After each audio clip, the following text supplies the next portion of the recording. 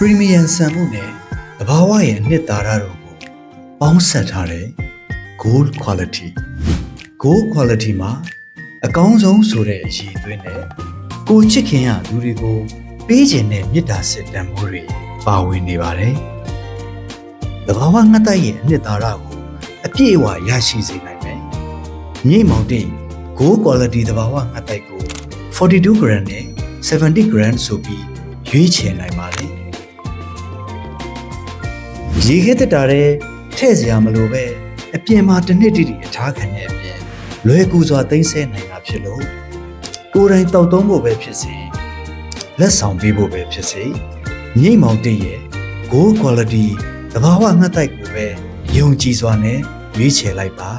အသေးရွယ်မရွေးချမမရွေးနုပြိုဖို့အစွမ်းတန်ငါတိုင်ရှိရပြော